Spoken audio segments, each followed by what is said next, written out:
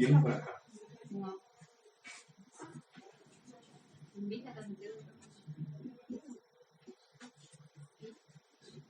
Gracias, Señor. Padre, por cada corazón, por cada persona, porque tienes interés en que te conozcamos y conociéndote vivamos mejor. Lejos del ruido del mundo, de las malas noticias y sobre todo con esperanza. Padre, gracias por tu revelación. Queremos aprender, Señor, de tu palabra porque sabemos que es viva. Y la palabra viva es porque produce, porque se manifiesta, porque se materializa, porque por ella vivimos y en ella nos sostenemos. Gracias, Señor. Gracias por tu amor. Que no se diga cosa alguna aquí que no esté de acuerdo a tu voluntad o a tu palabra. Más que a lo que aquí se diga, Señor, podamos ponerlo por práctica. Que nuestro entendimiento vaya a nuestro corazón y de nuestro corazón se convierta en obras. Padre, eres bienvenido. Eres lo más importante en este lugar. Eres el centro, el eje de nuestras vidas. Eres a quien nuestro corazón anhela de verdad, aunque muchas veces no sabemos que ese es el camino.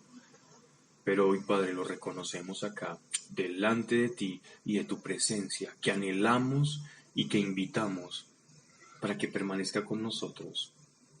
Y la reunión esta tenga completo sentido, porque tú estás en medio guiándonos, iluminándonos, Señor, y llevándonos al conocimiento perfecto de tu palabra, a través de tu Hijo Jesucristo. Amén. Ok, entonces, ya pues, para no seguir con Ezequiel, porque empiezo a hablar y hablar y hablar y hablar de Ezequiel, y son varios capítulos de solo medidas, de un ángel que se le sale al encuentro en medio de una visión a Ezequiel, y lo lleva al monte Sión, y comienza a mostrarle desde el ala oriental toda la estructura, cómo se va construyendo el templo, primeramente desde la muralla, las escalinatas, los atrios, hasta el lugar santísimo, con las medidas específicas de cómo va a ser. Las medidas son en varas y en codos, que eran como las dos medidas oficiales. Vamos a explicar un poco sobre esas medidas. Esos números no están por gratuidad, sino que tienen un significado. ¿Y qué significa ese templo, no? Pero dejemos eso para la charla que sigue. Por el momento vamos a aprovechar que vamos en un continuo de lectura del libro de los Proverbios. Estábamos, según me dicen, íbamos en Proverbios capítulo 13. Entonces vamos a retrocedernos en el tiempo y a fijarnos en Proverbios, a retomar Proverbios. Yo no sé, para efectos de pronto como de las charlas cuando se graban en YouTube, ¿cómo quede eso? ¿Quedaría como Ezequiel o Proverbios? No importa, lo organizamos por nombre. Ok.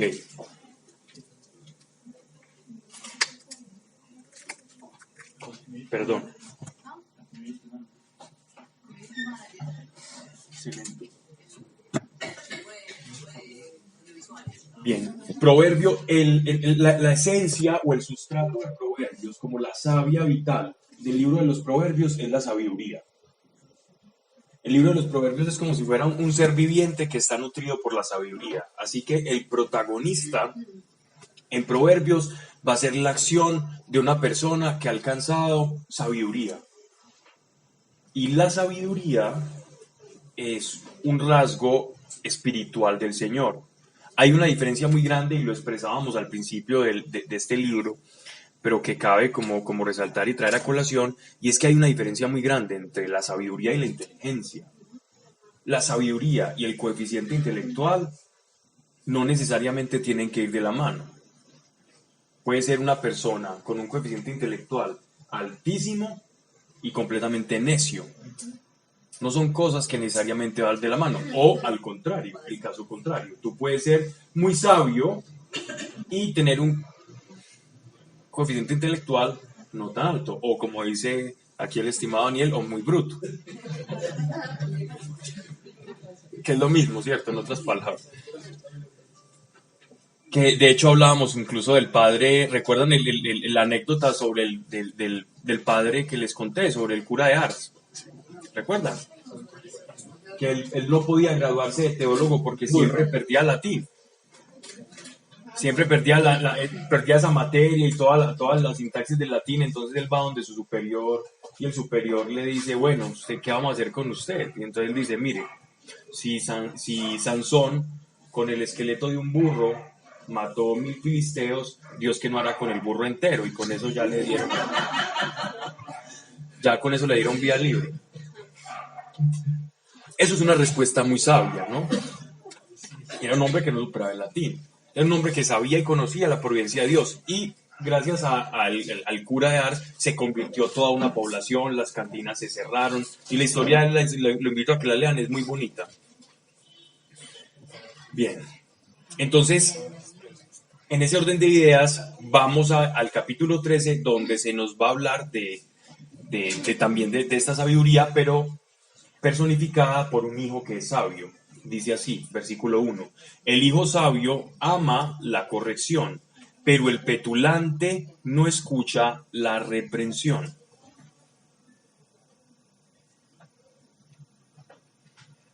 Esto puede sonar muy sencillo, ¿cierto? Este adagio, sí, el sabio es el que le gusta la corrección, pero ¿qué es? ¿A quién le gusta verdaderamente ser corregido? Cuando tú no tienes la razón y alguien te corrige, ¿a quién le gusta que lo corrija? Entonces, ¿qué venimos siendo?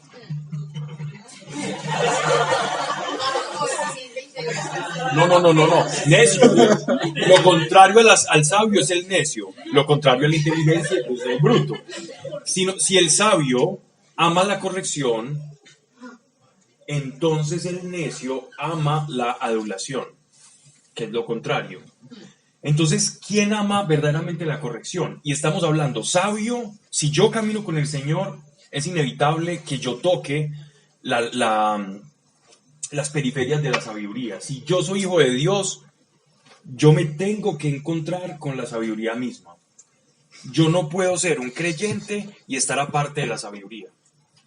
Son dos cosas que no pueden. Yo no puedo ser un necio y ser creyente al mismo tiempo. ¿Que el creyente puede cometer actos de necedad? Sí. Pero mi camino no solamente es la santidad, sino la búsqueda de la sabiduría. Y la búsqueda de la sabiduría, cuando dice la corrección, quiere decir que aquel que es sabio ama por sobre todas las cosas la verdad.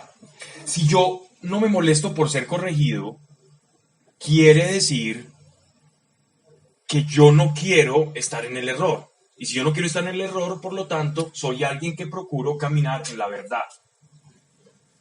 Y esta verdad se circunscribe no solamente a la verdad en un juicio, en una circunstancia donde yo esté hablando y alguien me corrige porque de pronto yo tenga mala memoria. No se refiere a esas cosas. Se refiere sobre todo a la verdad interior. También se aplica a la corrección de Dios, se aplica a la corrección fraterna de nuestros hermanos o a la corrección de otra persona que sea un incrédula, pero que nos esté haciendo caer en cuenta de un error.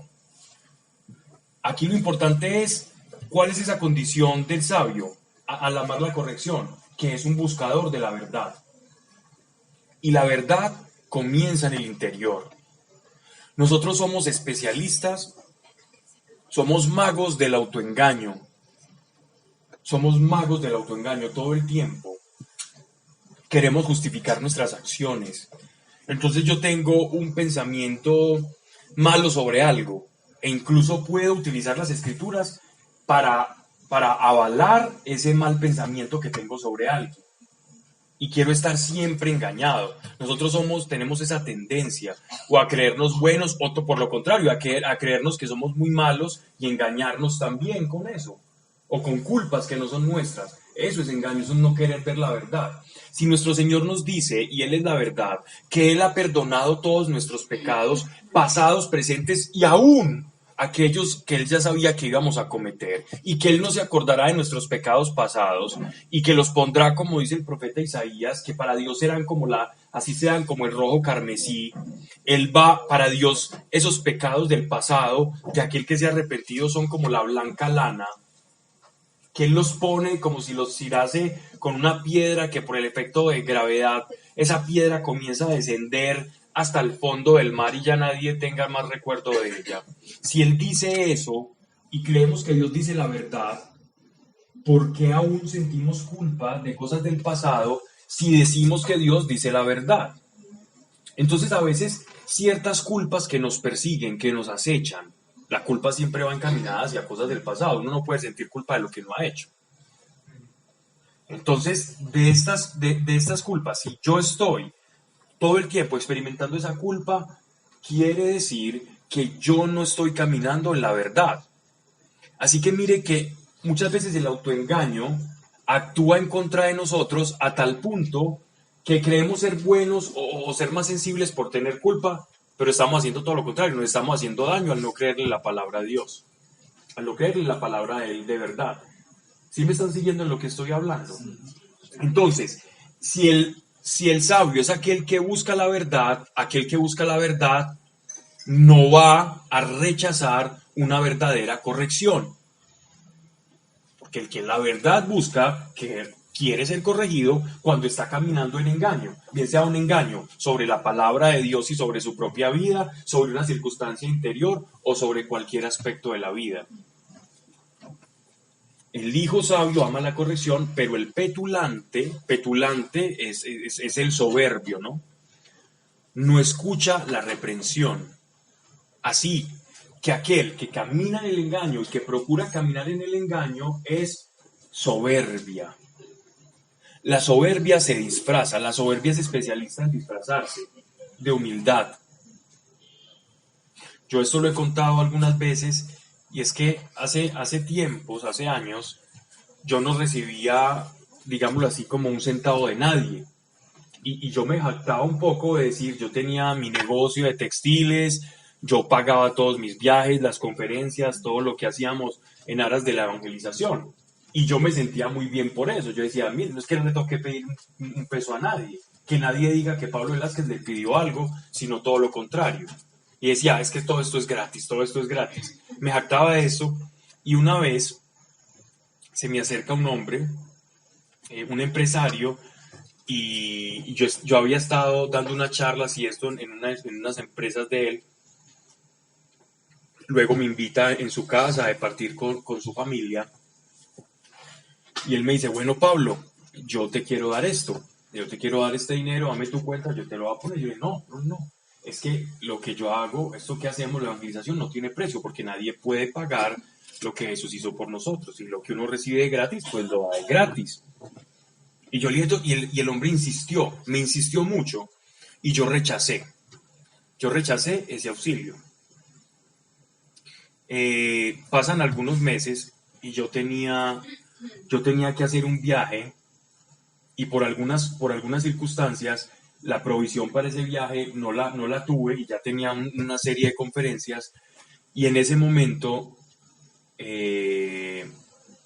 recibo la amonestación del Espíritu Santo y me trae a colación aquella imagen de este hombre saliendo de su propia casa, diciéndome, instándome a que recibiera ese dinero. Y yo le dije que no. Y el Espíritu Santo me mostró que eso era soberbia. Entonces uno cree que, ay, no me dé nada, tranquilo, yo soy capaz, no. Y uno cree que antes uno es muy bueno, muy discreto. Mentiras. Eso es un acto de soberbia. Y la soberbia se sabe disfrazar de humildad y lo sabe hacer muy bien. Y entonces después me tocó sacar y sacrificar un montón de cosas para poder hacer ese viaje. Porque la provisión que Dios había destinado para ese viaje la hizo a través de ese empresario. Entonces muchas veces podemos incluso privar a una persona de la bendición que es el dar por no recibir. Y cuesta, y a veces cuesta más al soberbio recibir que el dar. El que da dice, no, eso saca la pistola y empieza para arriba, y a repartir. ¿Cierto? No plomo, no, el dinero. Lo digo para las que escuchan de pronto. Pero el saber recibir es un acto de humildad. Y cuesta más. Si no, preguntémosle a Pedro. Devolvámonos unos pocos años en el lavatorio de los pies. Que Pedro no dice, increpa a nuestro Señor, dice, no Señor, no, usted, ¿cómo se le ocurre lavarme los pies? Él dice, si no permites que te lave los pies, no tendrás parte en mi reino. Ah, no, señor, láveme hasta la cabeza entera. Pero es lo mismo. Entonces, en un acto aparente de humildad de Pedro, se estaba desvinculando del reino, porque la soberbia se sabe disfrazar de humildad. Y hay que tener mucho cuidado. Para saber qué es la disfrazada, ¿sí me entiendes? Porque por eso, pues como por no hacerle pues como al otro, si se le está convirtiendo, usted siempre lo dice. No siempre, porque también hay buenas. Cuando hay tipos y hay orígenes, no vas a recibir una cosa de una mala vida. No, me refiero al caso de dinero. Yo creo que ahí está la sabiduría de cada uno de nosotros y la relación que tenga con Dios. El hijo sabio ama la corrección, pero el petulante no escucha la reprensión. Del fruto de su rectitud gozará el hombre, pero las almas de los malvados perecerán prematuramente. La causa y el efecto que se ve en este libro constantemente. Estamos en el versículo 2, hemos avanzado algo. El fruto del hombre. Entonces, esta es la premisa fundamental de Proverbios y de la Escritura, y es la siembra y la cosecha en absolutamente todas las facetas de nuestra vida. Todo aquello que sembramos, de eso mismo que sembramos, conforme a especie, conforme a semilla, conforme a la sustancia, al tipo, a la forma, a la raza, de todo aquello que sembremos en especie, recogeremos en esa misma especie. Y este es el principio de causalidad que está en las obras del ser humano y que en la casuística judía era pues de mucha importancia. De sembrar y recoger, del fruto de su rectitud gozará el hombre, pero las almas de los malvados perecerán prematuramente. Verso 3. El que guarda su boca, guarda su vida. Este pasaje es el origen de la predicación del apóstol Santiago cuando comienza a hablar de la lengua. Recuerden que él hablaba de la lengua como un timonel. La lengua de la persona es como el timonel del barco, que pese a que el timonel o el timón es muy pequeño, puede mover toda la eslora de un barco gigantesco. El que guarda su boca, guarda su vida. El que mucho abre los labios, busca ruina. Esto simplemente es un adagio a la prudencia, al control de los labios, al control del prejuicio. Porque cuando nosotros prejuzgamos algo, o sea, cuando hacemos, uno siempre, por naturaleza, todos nosotros los seres humanos, cuando vemos a alguien, hacemos un juicio inconsciente, querámoslo o no. Raza si se puede entender, porque somos género humano, ¿cierto? Pero hablemos como de fisionomía, de aspecto, de biotipo, etcétera, etcétera, ¿cierto? Etnia. Entonces nosotros ya hacemos un juicio, hombre o mujer, diseccionamos, blanco, alto, moreno, negro, asiático, australoide, mongoloide, etcétera, etcétera. Sí, mongolodia, es que mongolodia. Australoide, mongoloide, tipo asiático, latino, caucásico, amerindio. Ya tenemos un prejuicio, ¿cierto? Tenemos unas bases étnicas para hacer un juicio. Ahora después viene la vestimenta.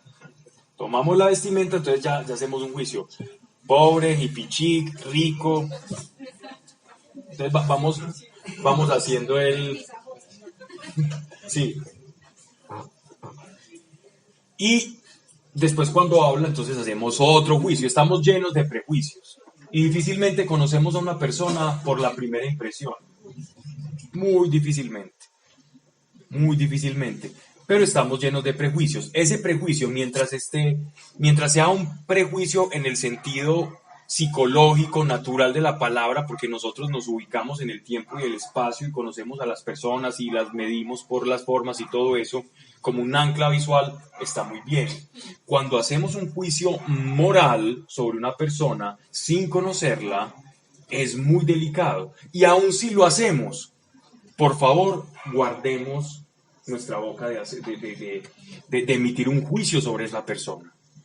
Si bien ese prejuicio todavía no configura pecado, digámoslo así, desde que no salga de tu boca no va a contaminar. Va a ser como el carro que está quemando aceite pero no está encendido. Entonces nadie está oliendo ese aceite quemado, ¿cierto? O que tiene la empaquetadora de la culata ya completamente sofrita y entonces eso huele a caucho quemado y sale ese humo blanco del exhausto, ¿o no?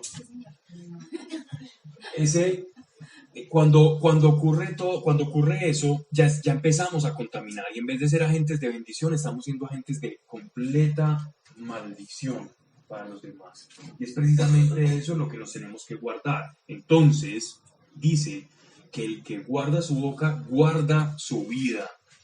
Guarda su vida. O sea, que nuestra vida está en nuestra boca. Cosas que nos ocurren a nosotros están en nuestra boca. En la boca tenemos el poder de bendecir o el poder de maldecir. Hace un año, no, a finales del año pasado, dimos todo un retiro espiritual que era sobre la fe. Y en la fe, ese está ahí en YouTube, todo el retiro, está como en 3 partes. Y en este retiro hablábamos en una de las charlas sobre que uno de los componentes de la fe es la declaración. La fe tiene fases y la última fase de la fe es cuando yo declaro aquello que visualicé, que experimenté y que luego expresé. Y así como tenemos fe para lo bueno, que es la palabra de Dios, que es por esa palabra de Dios que viene esa declaración, a veces también podemos tener fe o podemos declarar temores. O podemos declarar problemas o inconsistencias que tengamos, o prejuicios sobre una persona. Y es sobre eso que versa este versículo cuando dice que en nuestra boca está la vida, por la declaración de nuestra boca. Entonces cuidémonos de declarar o maldecir o esparcir un aire tóxico de las personas por un juicio que hacemos a priori sin conocerlos de verdad. Eso daña mucho. O por un atuendo. Sí. El que mucho abre los labios busca ruina. Otras traducciones dirían no busca ruina, sino que se atrae la ruina. Versículo 4. Desea el haragán, pero no logra nada, mas el alma del diligente se saciará. Esta es una oda un adagio a la perseverancia y al trabajo, ¿cierto? Yo creo que esto no tiene explicación, esto hay hasta fábulas, la cigarra y la hormiga, etcétera, etcétera. No creo que haya mucho que complementar allí. El versículo 4. Nácar Colunga.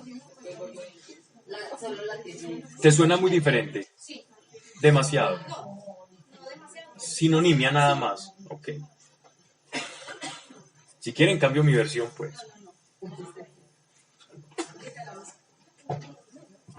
Bien. Mas el alma del diligente se saciará. Odia el justo toda palabra mentirosa, pero el impío se deshonra y cubre de vergüenza. Esto lo bueno es que yo sé que va a venir una respuesta aquí al unísono. ¿Quién es el justo?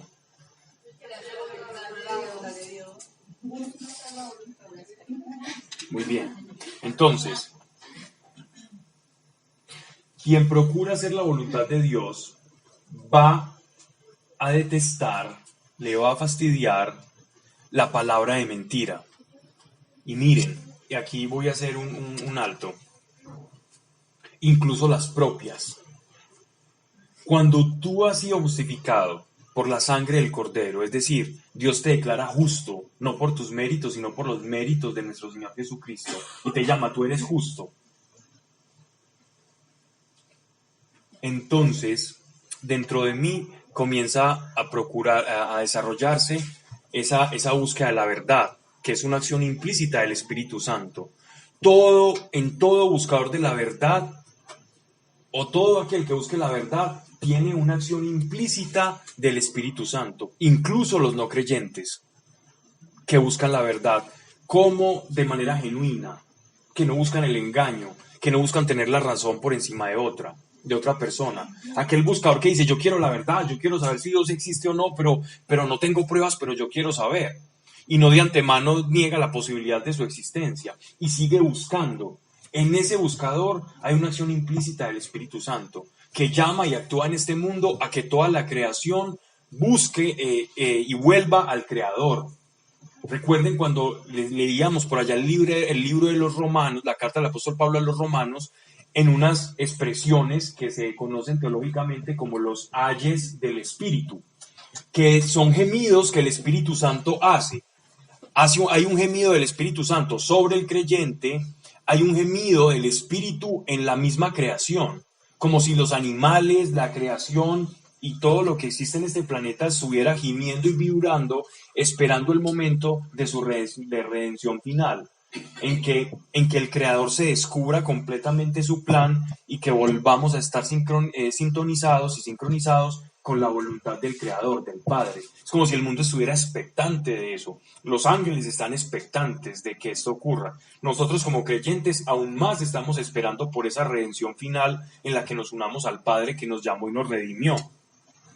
Y entonces, ahí está la acción del Espíritu Santo. Entonces, cuando nosotros venimos con Dios, dentro de nosotros, incluso cuando sale una mentira del propio creyente, el Espíritu Santo nos amonesta y nos sentimos mal. ¿Quién ha dicho una mentira en los últimos 10 años? La puse fácil. Sí.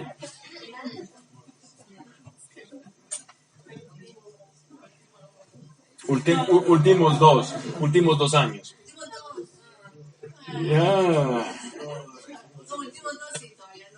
El que no la levante, yo creo que...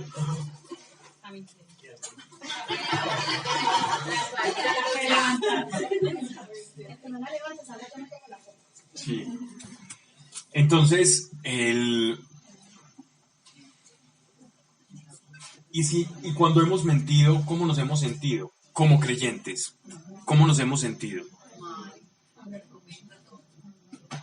Entonces miren que no significa nunca decir una mentira, significa odiarla. ¿Y yo por qué me siento mal? Porque detesto eso por lo que me siento mal. ¿Correcto? Odia el justo toda palabra mentirosa, pero el impío se deshonra y cubre de vergüenza. Verso 6. La justicia conserva íntegro al hombre, el pecado subvierte al pecador. Entonces, la integridad está completamente asociada a Dios. La integridad no está asociada a la moral, aunque si bien toda persona que camina bajo el amparo del Altísimo, que camina procurando hacer su voluntad, va inevitablemente a tener un comportamiento moralmente aceptable. Y moralmente aceptable porque es coherente. Entonces, una persona que es justa es coherente. La integridad es, para resumirlo, para sintetizarlo, es la persona que como piensa, siente y como siente, actúa. La integridad es la coherencia. El que es íntegro es coherente. El incoherente no puede ser íntegro. Ese es el tipo de integridad. Entonces, vamos a poner un ejemplo de incoherencia. Bien, que va como al caso de, digámoslo así, como de un pensamiento que es muy moderno.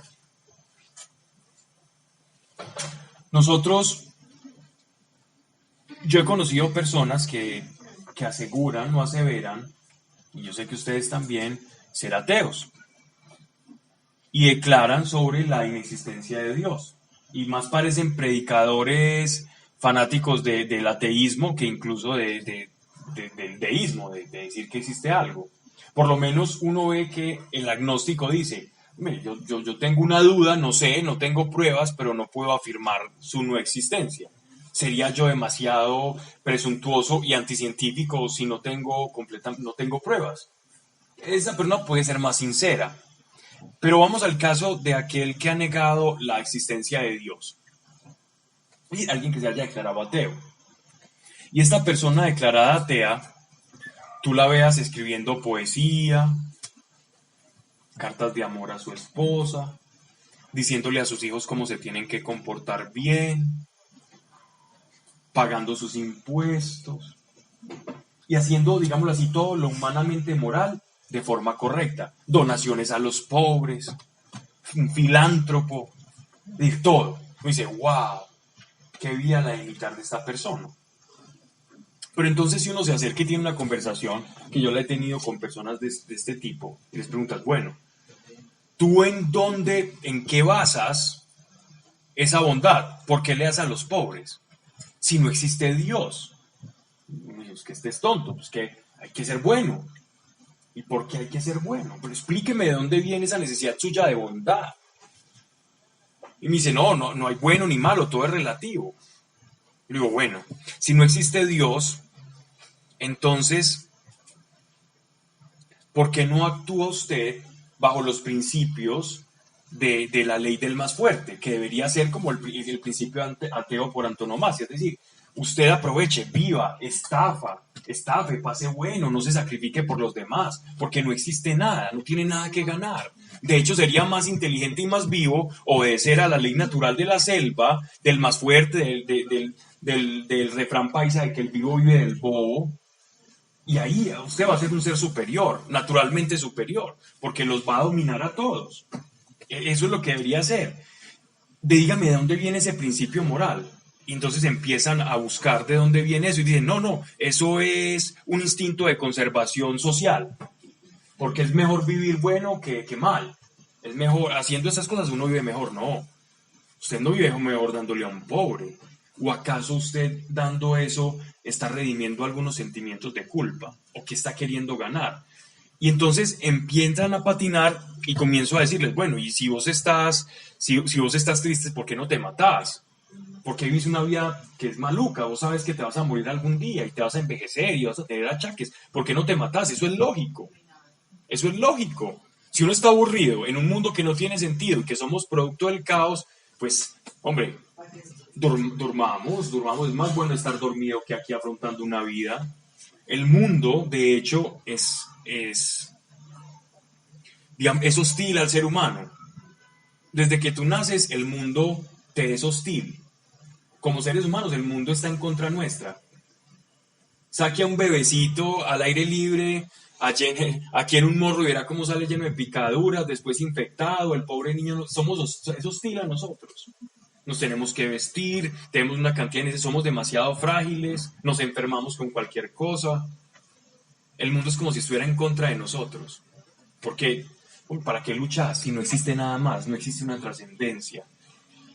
Y terminan hablando sobre, no, hay que vivir, no importa, yo no juzgo al que se suicida y todo eso, pero no tienen una base para su fundamento moral.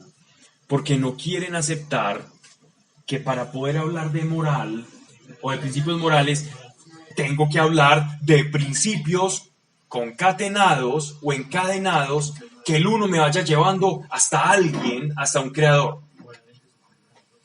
Alguien moralmente superior a nosotros al que imitar, o del cual se desprende todo principio moral. Eso, por ejemplo, es incoherencia. Entonces, cuando uno escucha, por ejemplo, a un marxista ateo hablar de los derechos humanos y los derechos de la mujer y una cantidad de cosas, uno dice, ¿pero dónde sacas eso? ¿Por qué no aprovechamos y aplastamos a las mujeres y vivimos más bueno? Hombre, si vos no crees en Dios, ¿para qué te vas a montar un yugo ahí?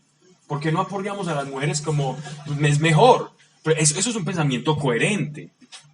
Quizás me estén viendo mal con lo que estoy diciendo, pero eso es un pensamiento coherente. Si yo no tengo un principio moral superior, entonces el único principio moral que yo tengo es mi propio interés. Soy yo por encima de todo. Y no lo tienen. Eso es una vida incoherente. Porque con su comportamiento están dando la posibilidad de que hay una moral superior y tienen un temor a violentarla. Eso es una vida incoherente, ser ateo y ser moral al mismo tiempo. Eso es una incoherencia. Es más coherente. Hay una incoherencia, pero es más coherente el que dice, no, yo soy mi propia ley, yo hago lo que quiera y paso por este mundo en el hedonismo más obtruso y buscando el placer hasta que ya, y si estoy muy aburrido me meto un tiro y soy ateo. Ese sería un ateo coherente. Ese sí sería un ateo coherente, porque no hay un principio moral que esté por encima de su cadena o de su pensamiento. Ese sí sería un agente del caos. ¿Me estoy volviendo muy filosófico? No. Ese sí sería como un verdadero agente del caos y sería coherente en su caos. Vale. Odia el justo toda palabra mentirosa, pero el impío se deshonra y cubre vergüenza. La justicia conserva íntegro al hombre, coherente al hombre. El pecado subvierte al pecador. Verso 7. Hay quien se las da de rico y no tiene nada, y quien teniendo mucho se hace el pobre.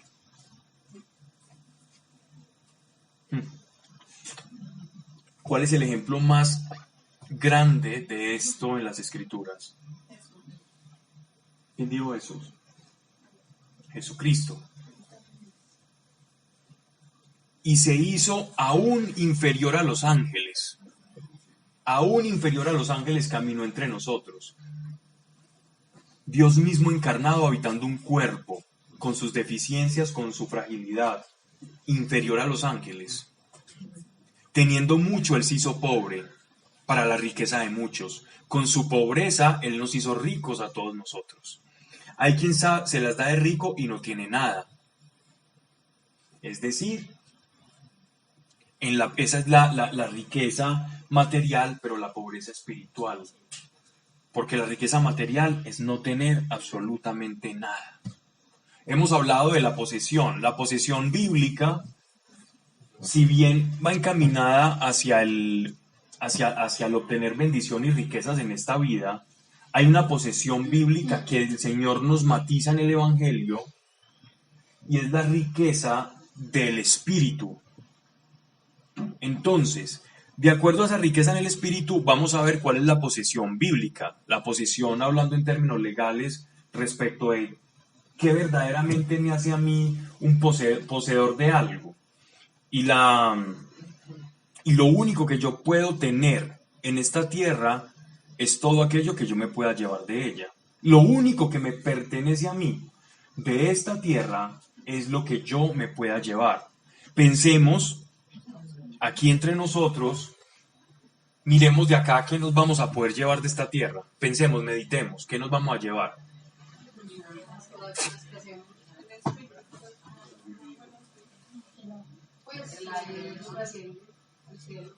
Lo recuerdo, ¿no? Sí, también.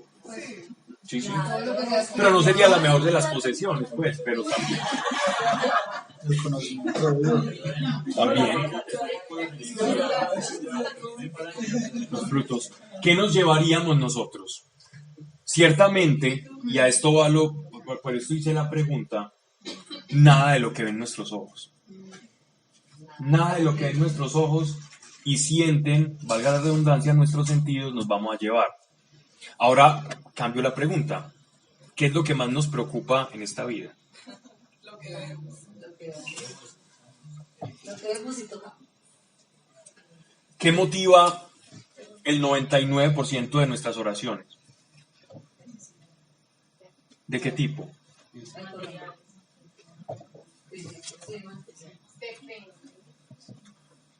Sí, depende, está bien, por eso dijo el 90%. Depende del otro 10%. No, el ejercicio, la pregunta simplemente va encaminada a que nosotros estamos demasiado en este mundo. Y allí donde está tu tesoro, donde está nuestro corazón. en este. ¿El eslogan de dónde?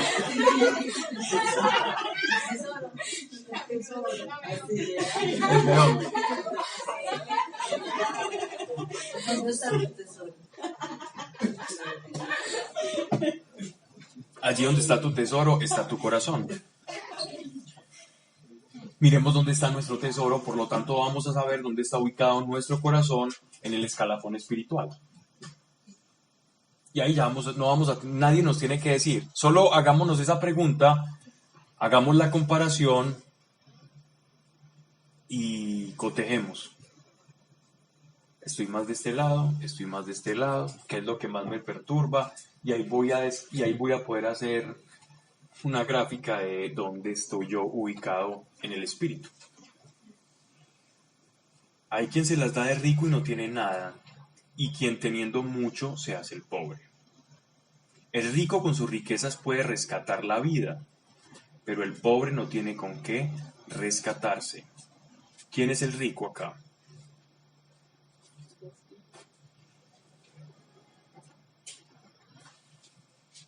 ¿Quién es el rico acá? Pregunto. En este mundo. En el versículo 8. Correcto. Que es diferente al del versículo 7. Porque es alguien que se las da. Correcto. Aquí dicen el rico. O sea, el que verdaderamente es rico. Versículo 9. La luz del justo brilla espléndidamente, pero la luz del impío se extinguirá. La soberbia solo ocasiona contiendas. Miren qué relación tan bonita tiene esto con el pasaje anterior, donde nos hablan de la persona necia o el que no le gusta la corrección, o sea, el contrario al sabio que ama la corrección, versus el necio que no le gusta la corrección.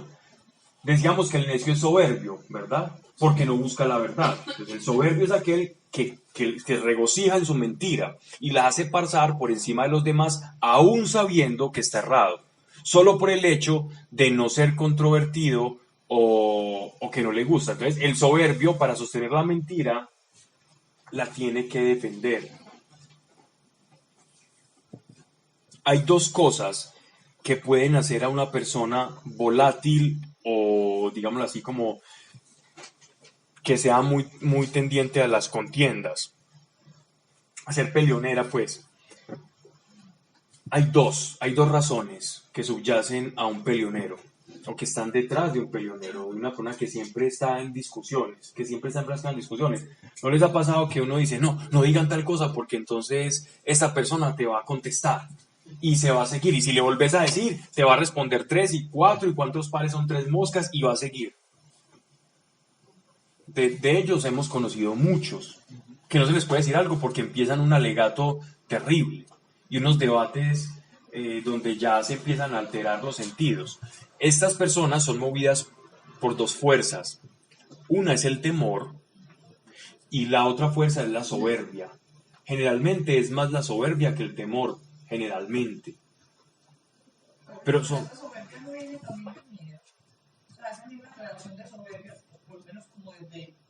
Detrás de la soberbia se esconde un temor.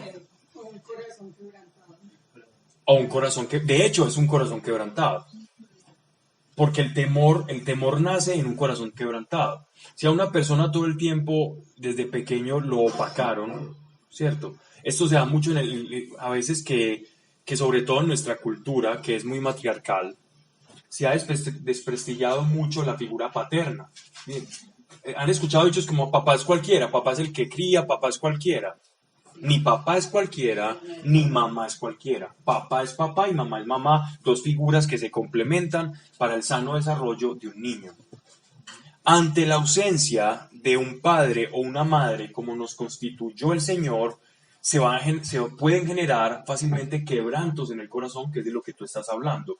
Entonces, he notado mucho, y perdónenme si me estoy saliendo un poquito del tema, pero yo creo que vale.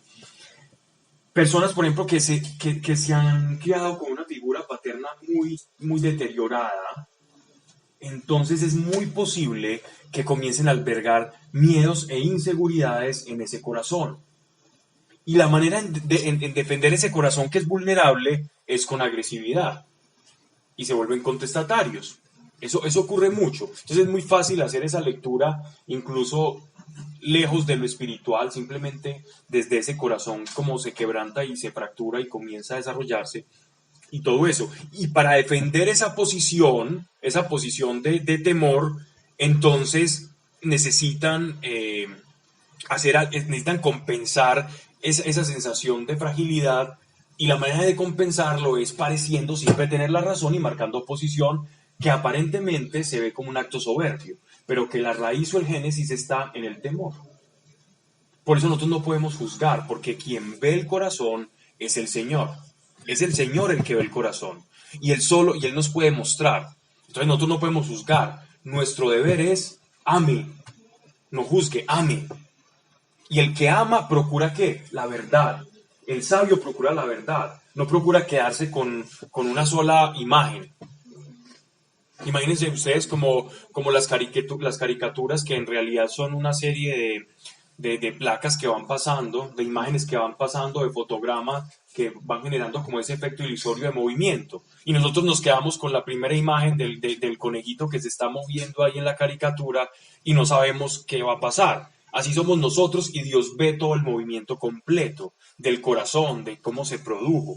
Así que nosotros tenemos que ser agentes de la voluntad de Dios y no prejuiciosos que van a incrementar el daño y el mal sobre una persona. De ahí nace, y esto es importante, toda persona que ostente el don de consejo va a tener que ostentar también la capacidad de no ser prejuicioso. Si yo quiero aconsejar bien, tengo que inevitablemente, ineludiblemente, que romperme los lentes del prejuicio. Yo no puedo dar un buen consejo si soy prejuicioso, porque mi consejo va a estar contaminado por mi prejuicio.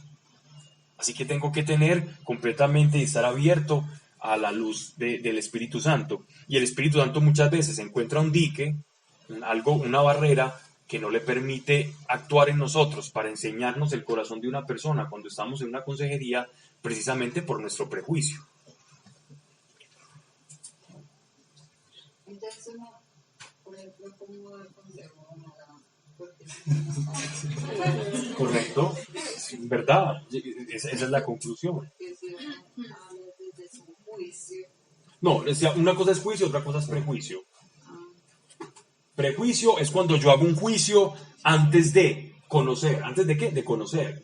Por eso se llama prejuicio. Antes de. Juicio es cuando yo conozco y juzgo, ¿no? No, pero el juicio, cuando hablamos de juicio, es que yo tengo ya un panorama, no que yo esté sentenciando moralmente a una persona de buena o mala, sino un juicio es un panorama que nos es necesario. Por ejemplo, miren que el apóstol Pablo en una de las cartas, cuando alguien le está hablando sobre una persona que se casa con su madrastra, y entonces él dice, tal caso ya lo juzgué, ¿cierto? ¿Qué quiere decir? Que ya conoció todo el panorama completo, y en ese panorama completo él da una sentencia. Sobre tal persona él da una sentencia, pero obviamente sin prejuicio, sino con conocimiento. Entonces el juicio es diferente al prejuicio. Y de lo contrario no tendría ese pretérito ahí. Dice, la soberbia solo ocasiona contiendas. Entonces ya explicamos por qué el corazón del soberbio siempre va a procurar su propia defensa. Pero es sabio quien toma consejo. Es sabio quien toma consejo. Versículo 11. Riqueza hecha deprisa se va. El que poco a poco allega, crece.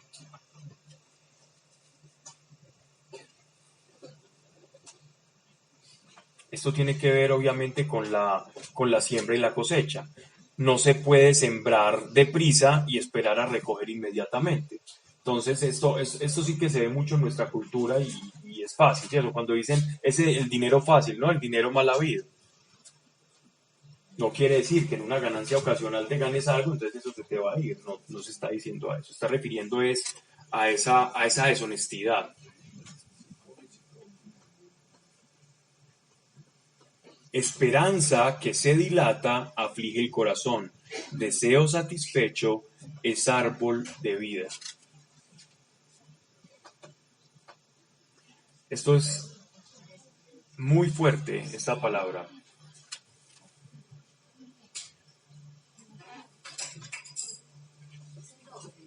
Sí. ¿Qué concede nuestro Señor? Ujú. ¿Anhelos o deseos? Bueno, en algunas traducciones dice deseo, en otras dice anhelos. Un anhelo es un deseo. Lo que pasa es que anhelo suena más poético, más espiritual que deseo. Deseo suena a capricho, ¿cierto? Pero es exactamente lo mismo. Pero están muy espirituales según veo. Dios concede los anhelos y deseos de nuestro corazón para quedar en tablas con todas las versiones. El trabajo es entonces conocer qué hay en el corazón. ¿Cuál es el anhelo real de nuestro corazón? Por ahí hay una charla de eso, ¿cierto? Y si no hay que hacerla ya. Que es sobre el corazón. Solo busque a ASB, Aprender, Servir y Vivir, y busque a una que habla sobre el corazón. Esa la di yo, por ahí debe estar, por eso me acuerdo. Sí. ¿Cómo se llama? No te acordás. No le puso cuidado.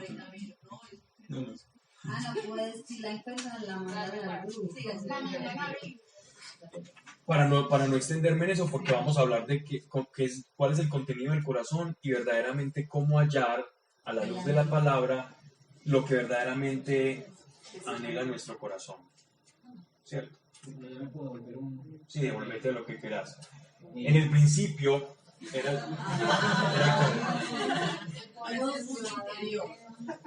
Se llama el poder del mundo interior.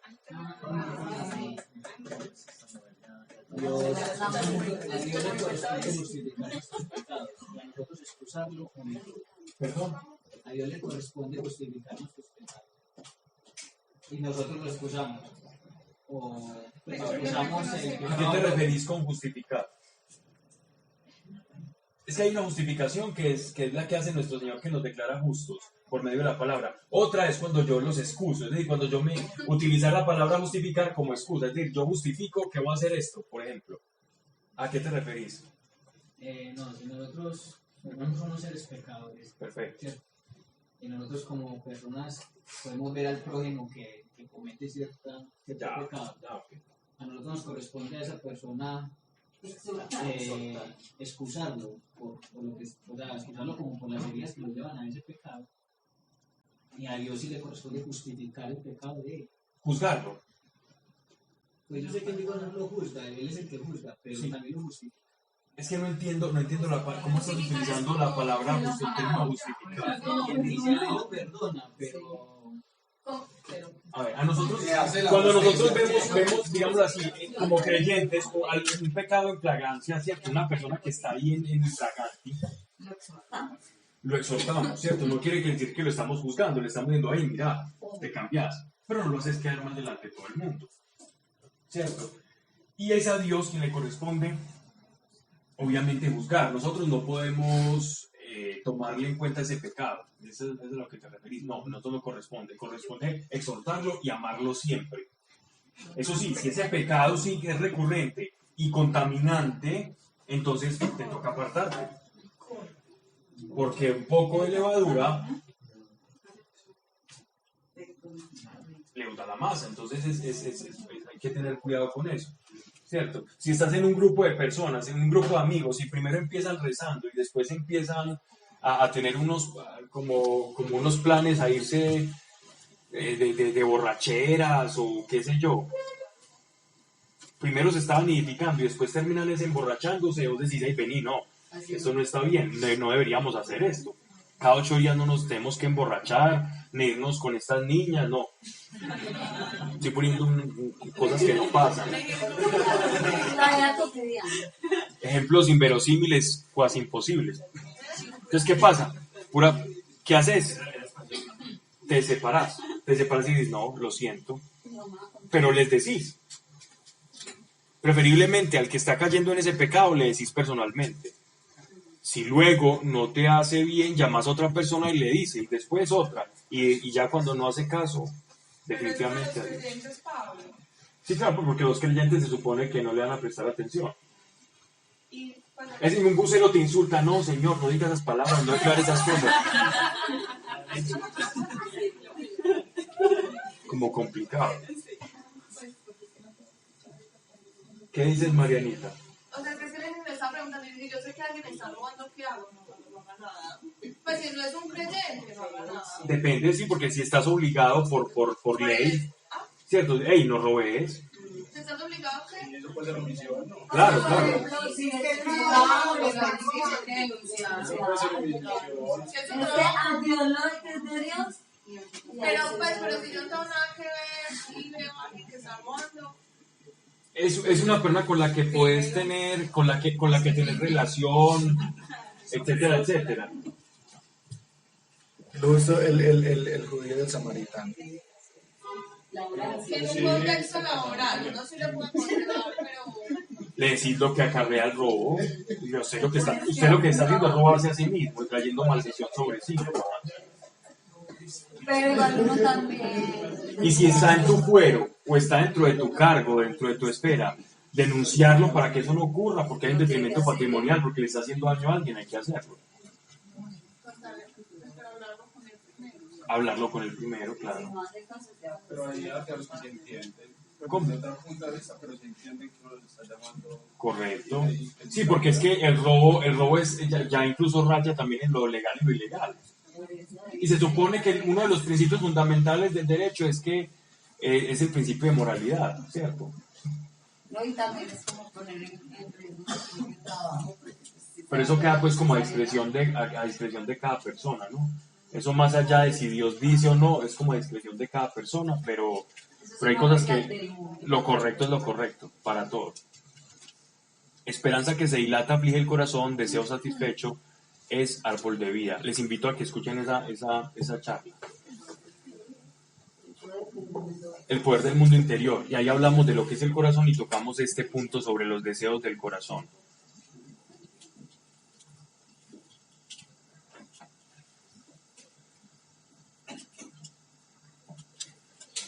El que menosprecia, versículo 13, el mandato perecerá por ello. El que lo respeta tendrá su recompensa. Ese es el principio de la obediencia. La obediencia que tanto cuesta. La obediencia es un acto, es una virtud. La persona obediente. ¿Se produce por el amor espontáneamente en el corazón? No necesariamente. A Dios sí. Por eso, a Dios. No, a Dios sí, claro. A Dios. A Dios es por la gratitud. Y en la medida en que lo conocemos, obedecerlo se le hace fácil, ¿cierto? Y es buen negocio. Y eso sí que lo saben los judíos. Obedecerle a Dios en los principios es buen negocio.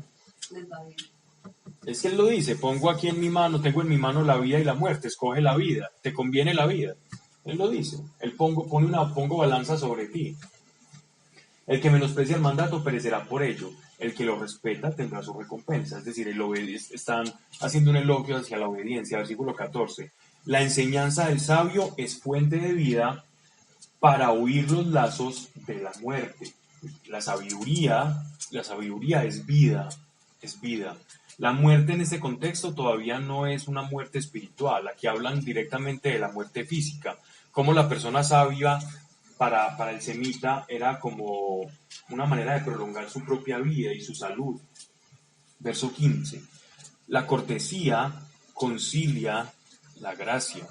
Los modos de los soberbios son ásperos. Gracia y cortesía, ¿no? Me gustaría leer otra traducción para ver cómo nos traducen la expresión aquí, gracia. Versículo 15. ¿Quién me lo puede leer en otra traducción? El buen juicio se gana la fe, pero los traidores marchan a su fin. Ese está muy bueno. Porque cambia completamente la... En buen sentido, tiene aprecio. El camino de los pérfidos es interminable. de los pérfidos. ¿Alguien más? Uno que haya sido diferente. La recta consigue el favor, la conducta de los pérfidos la perdición. Me gustó esa. ¿Qué versión estás usando? Para el pueblo de Dios. ¿Cómo? Habla para el pueblo de Dios. Ah, esa es la de Alonso Shekel. Sí. Esa es buena. Bien. La cortesía concilia la gracia. ¿Me vuelves a leer la tuya, por favor? En el versículo 15. La prudencia recta consigue el favor, la conducta de los pérfidos la perdición. Excelente. Está mucho mejor porque aquí concilia la gracia es como llama el favor o se gana el favor. Pero miren que no se entiende bien. Entonces, es decir, el que es sabio, digámoslo así, acarrea a favor de los hombres. Todo lo contrario, estamos hablando del pérfido o del necio, ¿no? En este caso, aquí el pérfido, la traducción es soberbio, porque es en el mismo contexto que viene todo el capítulo. Y ese soberbio lo único que va a hacer es acarrearse como problemas con las personas o que la gente lo deteste. Entonces, ¿cómo compensa un soberbio o una persona, digamos así, un pérfido, un necio, alguien que busque su propio caminar? ¿Cómo procura desenvolverse en este mundo? ¿Cómo compensa? Con la búsqueda del poder. Perdónenme la expresión, pero un mala leche, que sabe que es mala leche, que en la casa saben que es mala leche, la única manera en que va a sentirse bien es buscando el poder para dominar. Y entonces terminan en cargos públicos, políticos, y pueden ser muy trabajadores y lo que sea, pero van a buscar el poder, porque saben que con el poder se van a conseguir esas falsas amistades. Y procuran el poder o en las empresas o así, y saben, es que yo me jacto de no ser monedita de oro, y yo sé que cuando digo las cosas son chocantes, pero mucho cuidado, porque detrás de todo eso, ellos están comprando lo que el sabio con prudencia se gana, el necio con la búsqueda del poder y el autoritarismo compensa con esa búsqueda precisamente de eso, el necio. Pablo, y eso es como esperar a que Dios te dé la gracia y como el contraste de usemos las palancas. No, exacto, pero eso es una consecuencia, es decir, la consecuencia de la prudencia es eso. Eso te abre las puertas, es lo que me toca buscar las palancas. Correcto. Para poder llegar a... Forzarlas, pero en ese forzarlas lo que me gano son enemigos, ¿no? Correcto. Correcto. Es mentira. Correcto. Ya todos están buscando ahí referentes, ¿cierto? El que más se ríe es el que ya los encontró, que es lo peor. Y si no se ríe es porque los ha padecido. Bueno, versículo 16. El cuerdo. Los que se ríen es porque los conocen. Los que no se ríen es porque los han padecido. El cuerdo todo lo hace con conocimiento. El necio va derramando su necedad.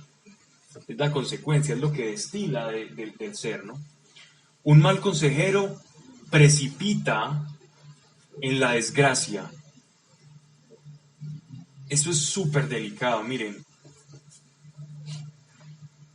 Yo sé que todos tenemos amigos que nos quieren mucho, personas que nos estiman, amigos de toda la vida que quizás no comparten nuestra fe, pero eviten un consejo pese a que parezca sabio.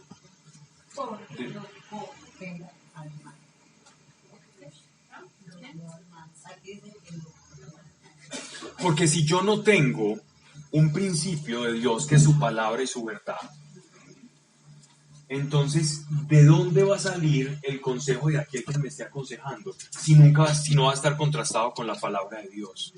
No estamos hablando del consejo de una dirección, o venga, dígame por acá, si me meto en este negocio, entonces no le voy a pedir el consejo a una persona que estudió. No. Estamos hablando de las cosas de la vida, las cosas del corazón, las cosas del interior, que involucran valoraciones morales, espirituales, decisiones trascendentes. No dejemos o no prostituyamos en personas que no han sido tocadas por la verdad y que no creen que es la verdad en cosas trascendentales de nuestra vida. Porque he visto creyentes, he visto personas llenas del Espíritu que delegan por situaciones muy embarazosas de su vida, en las que están obnubilados, no pueden pensar, delegan en el consejo de una persona muy bien intencionada y después terminan en cosas terribles. Y es muy frecuente las veces que he visto esto. No, sepárese de tal persona, es que es esto, y por lo cual, o haga esto, no se le ocurra, ni lo vaya a perdonar a esta persona, no, vea, el que la hace una vez, la hace dos, cosas, todo ese tipo de consejos. Tengamos mucho cuidado de quién los recibimos. Porque no lo estoy diciendo yo, simplemente yo estoy aquí haciendo una pequeña traducción. Es verdad. Porque ¿Alguien habló? Reciben consejos del mundo y van en contravía de... Un mal consejero precipita la desgracia. ¿Qué es desgracia? Es sin favor. Desgracia es sin favor. O sea, no tengo como ahorros para recibir favor, ¿no? Entonces uno como le dice, no, usted que me acaba de decir, escucha. Ya no me des consejos tú, ya tú no. Eso sería un acto muy imprudente, sería escuchar más bien, pero no decirle nada.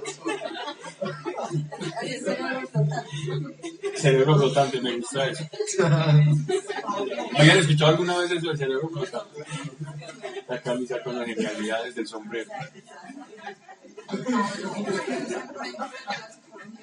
De dar consejos y no preguntar para que la gente misma encuentre su camino. Eso no podría ser una ayuda. Eso es pura terapia humanista. La persona, el darse cuenta de. Sí. Eso es pura terapia humanista y es muy bonita. De hecho, es muy acorde a como a que la misma persona que se conoce o a procurar que la persona se conozca a sí misma. Y ese es el principio de la sanación interior en psicología humanista, ¿cierto? Sí.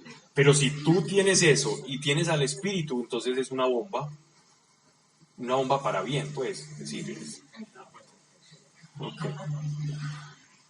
Bien. Otra cosa ya sería, incluso hasta el mismo psicoanálisis, entre comillas, parte de un principio similar, ¿cierto? El psicoanalista está ahí para escuchar y después dirá 3 o 4 conceptos y la factura. Antes la factura. Dar consejo malo. Dice,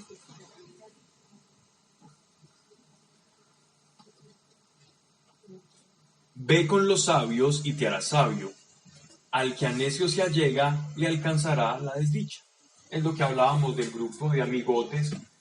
No, es que yo los quiero mucho, no importa, es que uno no puede ser fanático. Ok, vaya, no sea fanático, vaya con ellos y siga recibiendo los consejos, siga recibiendo y escuchando, y como la fe viene por el oír, y el oír para algunos casos la palabra de Dios y para otros casos la palabra del mundo, y a ver a quién le cree más. Bastante problema tenemos con nuestra mente y con nuestros pensamientos para lidiar con los de otros más que se unen a los nuestros y nos ponen a ubicar más entre lo que dice Dios, lo que dice el mundo, lo que digo yo y lo que dicen estos, y ahí empiezan las tentaciones. Entonces evitemos. Seamos fanáticos de vivir bien, ¿no? Versículo 21, ya vamos avanzando. Por eso les digo. 17, pero yo ya estaba en el 17.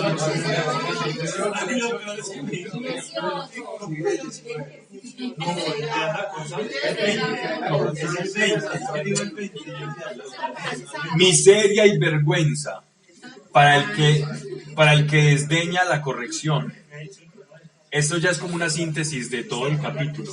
Este pasaje es una síntesis del capítulo. Entonces, es ya como para terminar. Miseria y vergüenza para el que desdeña la corrección, mas el que la guarda será honrado. El deseo cumplido es deleite del alma, pero apartarse del mal es abominación para el necio. Y esto sí que se ve en estos tiempos, cuando lo malo es torcido como bueno y lo bueno es torcido como malo. Ahora pensar que los niños tienen derecho a vivir es ser malo, retrógrado, es estar en el cuaternario y decir que nosotros tenemos derecho para la decisión de la vida de un pequeño ser humano, de un hijito de Dios, de un ser humano, es bueno. Es completamente distorsionada la realidad. Es bueno decir que no creemos en Dios y es malo decir que creemos en Dios.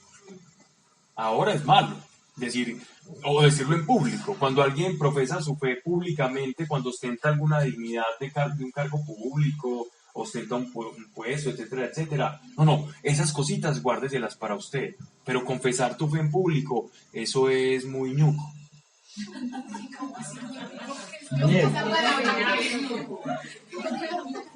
Es muy ordinario. No vale la pena. ¿Les gustó la palabra? Eso es como de familia, porque yo sí entendí. Sí. Sí. Ok.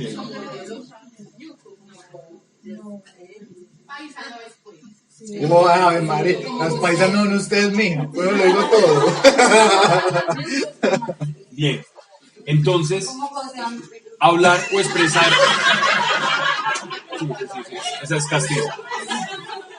Hablar o expresar nuestra fe en público ya resulta feo, resulta de mal gusto, resulta ordinario. La gente le da vergüenza profesar su fe. Estamos en un lugar con personas de determinado tipo de erudición, etcétera, etcétera. Yo creo en Dios. Sí, normal. Es que yo creo en milagros. No tan normal. Es que yo los he visto. No, ya.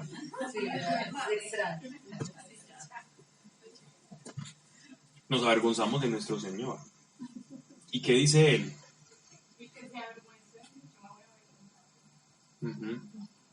Yo prefiero quedar mal con todos, pero quedar bien con Dios.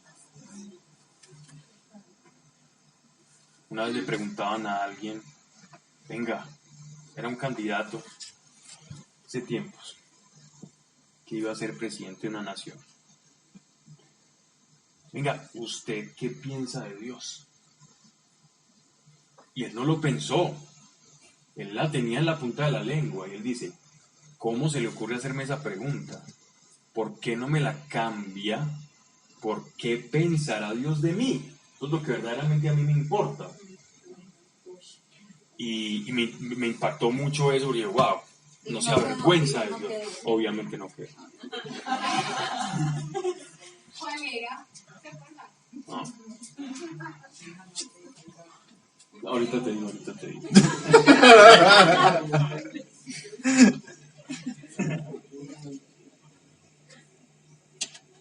Ve con los sabios y te harás sabio. Al que en eso se allega alcanzará la desdicha. Caminemos en coinonía, amistad entre los que procuran hacer la voluntad del Señor. De verdad, vas a crecer. Te juntas con otros calaveras, otras lacras y peor, nos paria o nos ocupa y ahí quedas.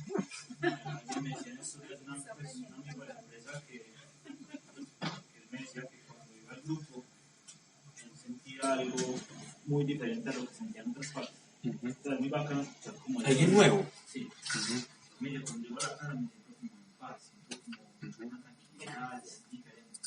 Y me siento bacano montarme con esas personas que comparten cosas diferentes, cosas buenas. Yo me quedo Fíjale, por el momento te vas a sentir bien mientras estamos acá. Eso sí, estamos luchando todavía que te sientas así cuando estemos viendo un partido de fútbol. Y sientas lo mismo, ahí ya estamos bien. Pero es correcto. Es eso mismo que estás diciendo, es la personificación o ejemplificación perfecta de de allegarse a personas que estén procurando la verdad interior y exterior. Y toda persona, todo hijo de Dios debe buscar la verdad, ante todo buscar la verdad. Así el mundo le parezca ñuca. Verso 21. Al pecador le persigue la desventura, pero el justo será bien retribuido. Al pecador le persigue la desventura, pero el justo será bien retribuido. A veces las apariencias engañan. Y entonces utilizamos el libro del santo y el paciente Job como mire cómo le puede llamar al creyente y cómo le va. Y tenemos una especie de predicación de la resignación. Predicamos que cuando llegamos al evangelio nos pasa lo peor. Usted lleva el evangelio, ay, mira lo que le espera. No, es una buena noticia, no es una mala noticia. Las apariencias engañan. El que busca a Dios de todo corazón, aun a pesar de que las personas vean que pasan cosas, en el interior de ese verdadero hijo de Dios están pasando cosas impresionantes. No nos dejemos llevar por las apariencias. Todo verdadero hijo de Dios está en un estilo de vida diferente. O a veces somos hijos de Dios, pero estamos aislados. Entonces somos hijos de Dios, no estamos en la casa, durmiendo en la cama, sino que estamos en el cuarto útil, en el cuarto inútil del apartamento del Señor. Y aún seguimos siendo hijos, pero no estamos aprovechando las cosas y los bienes de la casa del Padre. Es mejor ser hijos conchudos y sacones que ser hijos aislados y pródigos, que la estemos pasando mal por fuera de la casa del Padre. Aunque en este mundo tendremos sufrimiento también, pero al pecador le persigue la desventura. La desventura es, ventura es como propósito, como designio, como el devenir de una persona. Es decir, no tiene propósito, es una persona como un ente ahí flojo. Pero el justo será bien retribuido, será bien retribuido. La palabra retribuido apunta hacia el futuro. Así que pese a que en ciertos momentos no que tú te consideres justo porque has sido justificado efectivamente por la sangre del Cordero, y tú digas, wow, en ese momento, en esta etapa de mi vida, yo no voy a esa retribución. Él dice, pero el justo será bien retribuido. Esto es una promesa, el justo será bien retribuido. Pablo, qué pena. Me entendí del cuarto. ¿Del qué, perdón? Del cuarto. Perdón, es decir, que tú vivas en la casa de un padre, ¿cierto? Tú tienes tu casita, vives con el papá Dios, y tú eres su hija predilecta, y tú decides no dormir en tu cuarto de la hija del rey, y te vas a dormir en el cuarto útil de la casa, en el cuarto de los despojos. Sigues siendo hija, pero estás viviendo mal, porque no aprovechas los beneficios de la casa del Padre. Entonces muchas veces nosotros estamos viviendo mal porque no conocemos a Dios, no conocemos sus beneficios, o no creemos sus beneficios, o estamos creyendo mal, o cosas malas, o cosas aún, o falsas promesas del pasado. También eso puede pasar. Hay personas que esperan en promesas que no las ha dado Dios, y por eso se frustran en su corazón. Sí. El hombre de bien será heredado por los hijos de sus hijos. La hacienda del pecador está reservada para el justo. Esta palabra tiene doble filo. El hombre de bien será heredado por los hijos de sus hijos, es decir, la herencia del justo permanecerá en su dinastía, en su propia casa. ¿Ya? Será protegida en su propia casa. Pero la herencia de los impíos, de los que consiguen el dinero mal habido, será despilfarrada por personas X y Y y no quedará en su propia dinastía. Y hay un ejemplo muy común para esto. Si nos vamos a ver todo el dinero del narcotráfico, ¿cómo terminan? Yo conocí a una persona que fue, entre comillas, heredera de uno de los capos de acá del cártel de Medellín. Y no tenía nada. Lo único que tenía era persecución en todas partes. Casi que hasta el punto de quererse cambiar el apellido y tener que no pueden salir del país sin que le cayera la DEA. Era horrible. Lo único que heredó de su papá no fue la fortuna del impío, porque no la tuvo, sino toda la desdicha que le alcanzó a cobijar. Es más o menos lo que está diciendo acá. Entonces, en cambio, la hacienda del justo será de generación en generación. Y hay grandes empresas que han sido empresas de personas muy honestas, muy piadosas, que incluso siguen como eslabones familiares y cadenas, dinastía tras dinastía, y así y siguen creciendo la empresa. Un ejemplo, los Ferrero Rocher. Si no conocen la historia de Ferrero Rocher, los invito a que la vean, que es muy bonita. Y de cómo esa empresa crece y gran parte de lo producido lo donan. Y es bien interesante y siguen siendo prosperados. Eso por poner un ejemplo. Pero hay otros que dicen, el dinero del injusto va a pasar a ser del justo. Entonces llega por allá un narcotraficante y te llama, vení, ora por mí. Ahí tengo unos milloncitos. Y uno dice, claro, esto es bíblico. El dinero del injusto pasará al piadoso. Mucho cuidado. Y les digo porque eso pasa. Suena gracioso, pero pasa. A mí me ha pasado. Pero Pablo, eso es malo recibirlo. Sí, ahí no es soberbia. Ahí es, en ese caso no es soberbia, no. Usted sabe de dónde viene. Sabe la sangre que produjo eso. Sabe la sangre que produjo eso y de dónde proviene. Y es un dinero maldito, ¿cierto? A menos que Dios, de una forma especial, lo transfiera. A menos que Dios, de una forma especial, lo transfiera, ¿cierto? Especial. Que no sea la misma persona que produjo eso la que esté haciéndolo. Esa sería una manera especial.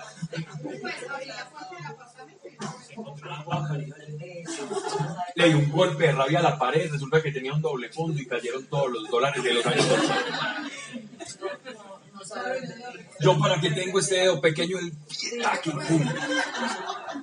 Le cae todo. Bien. Pero esto ha pasado mucho. Les cuento, esto pasa mucho en las iglesias. Muchas iglesias de diferentes denominaciones se han nutrido, lamentablemente, de donaciones de dineros manchados de sangre. Política también. Todo, de todo dinero corrupto y manchado.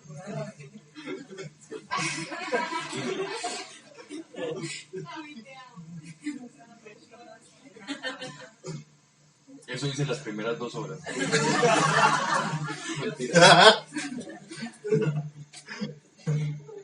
Lo que rotura al pobre da pan en abundancia. Necesito que alguien me lo lea en otra traducción. Pablo, tampoco yo me quedé la pasada porque yo no Tapo. he recibido la plata del narcotraficante. Yo no la he recibido hasta ahora. Sí, yo la bendigo.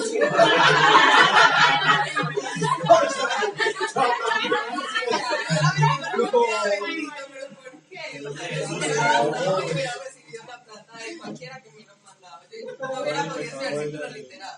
¿Verdad? Mira que el versículo, por eso digo que es un arma de doble filo, es una espada de doble filo, porque tiene esa cosa con la que nos podemos cortar. Te estás maldiciendo porque estás utilizando algo que fue para la desgracia de muchos. Familias en Estados Unidos, hablando del narcotráfico, familias en Estados Unidos sufriendo porque a un hijo saliendo allá del colegio le ofrecieron una droga a unos jíbaros y él se volvió adicto y ya no puede salir de esa adicción, y uno construyendo altares con eso. ¿A quién está consagrado ese dinero? No vamos a saber todo el dinero de dónde viene, salvo ocasiones excepcionales donde Dios mismo sea el que desprende a ese impío de ese dinero, que es lo que está diciendo acá, pero es Dios quien lo hace, no es la persona inconversa que lo está haciendo. Tengo una pregunta, ¿se aplica para un trabajo por alguna radio? Sí. Aplica 100% a la corrupción, eso es corrupción. Correcto. Si es por corrupción, sí. Y si ya se ha hecho, se arrepiente. Recíbale y se arrepiente. Señora concejala, díganos usted. Pero sí es importante que miremos eso, porque tenemos que reflejar a Dios y digamos, si esto es de la corrupción, esto no pertenece. Les voy a decir, en propiedad horizontal pasan este tipo de cosas a una menor escala que en el sector público. Entonces, una vez, hace algunos años, resultó que una persona me llegó con una super ancheta, souvenirs, lapiceros y todo eso, y era un agente inmobiliario. Y yo no podía suministrar la información por habeas data, por una cantidad de cosas, de la información de los propietarios, quién vive acá. Le estaban generando una base de datos porque sabía que había unas personas interesadas en vender unas propiedades. Entonces yo casi que me iba a volver un comisionista. Ellos están buscando usar a los administradores de comisionista. Y yo le dije, mire señor. Ay, y me ofreció eso, y me ofreció un dinero como para que entráramos en calor, ¿cierto?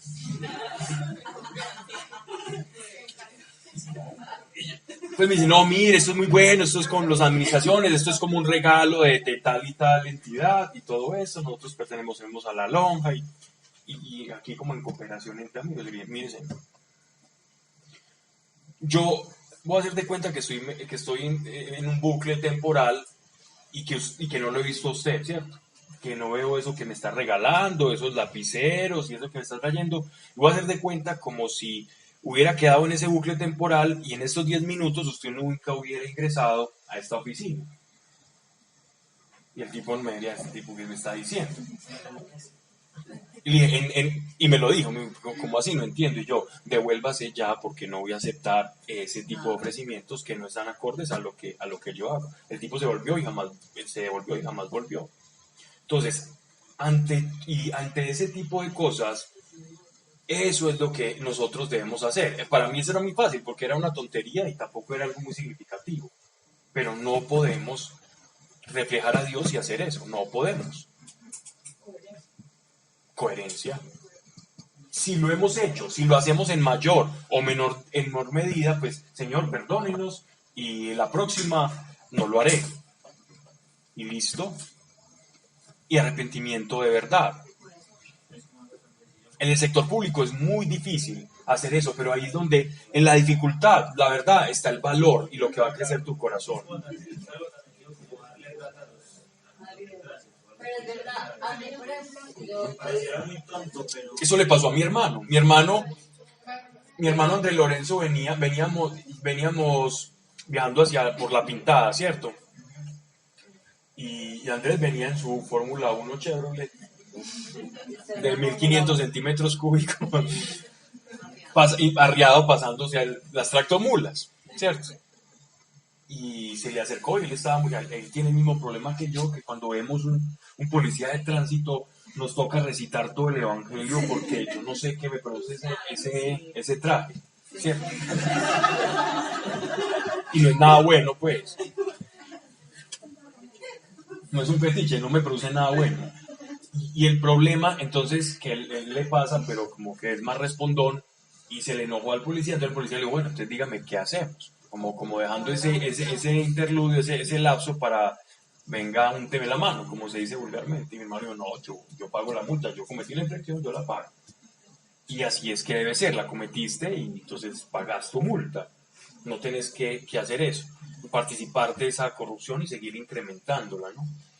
De eso se trata todo esto. Pero Pablo sabe, yo estaba sí, es verdad, pero a mí me iban a poner a firmar, yo era supervisora de un contrato y me iban a poner a firmar, y yo llamé a Pablo y le digo, no firme, y yo, pero pues eran 3 millones de pesos, o sea, lo que se querían cuadrar, y yo, no, Pablo, no firme, y a hoy estoy sin trabajo, pero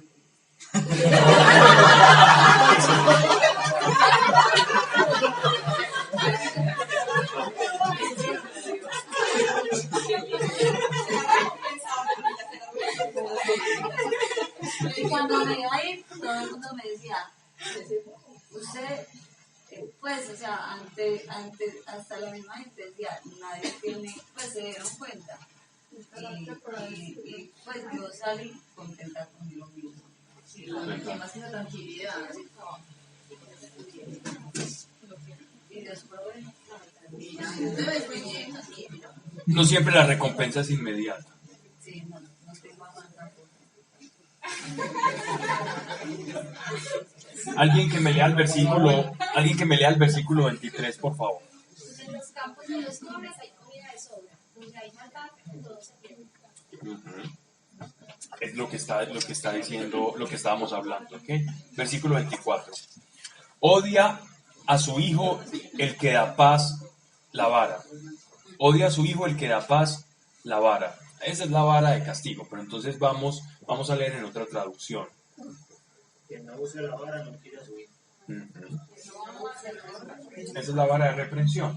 Entonces, quien a su hijo ama, reprende. Este es el mismo versículo que utiliza el apóstol Pablo, pero hacia Dios, ¿cierto? Al que Dios ama, ¿qué hace? Le reprende. Lo mismo que el padre natural, al hijo que ama, lo reprende. Pero ahí no es físico. Sí, es físico. Es físico.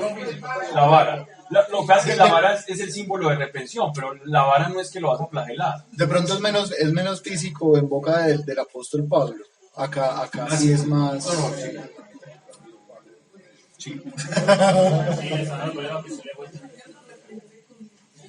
Esto ya lo hemos hablado. ¿Recuerdan la famosa vara? Esta vara era una vara real. Esto no es no es algo metafórico. Es una varita real que los judíos tenían para castigar a sus hijos, los padres. Esto no lo hacían las mamás, sino el papá. El papá era el que se encargaba de esa corrección hasta los 12 años al niño. Ya después le decía al niño, usted se hace responsable ante Dios porque yo ya lo corregí y le enseñé el camino de la Torá. ¿Cierto? Ahí fue cuando dejaron a nuestro Señor Jesucristo cuando era niño en el templo. Como quien dice, nosotros ya hicimos lo que teníamos que hacer y cuando él se quedó, entre comillas, perdido en el templo, que él no se perdió, el niño se estaba en la casa de su padre, ya se lo entregaron a mi padre. Entonces le preguntan, ¿pero usted por qué se quedó allá? Yo estaba en los asuntos de mi padre.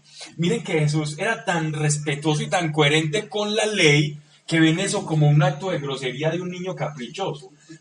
Sí, ¿no han visto una mamá leyendo ese pasaje? Como tan groserizo, tan altanerito. Ahí están pintados, ¿no?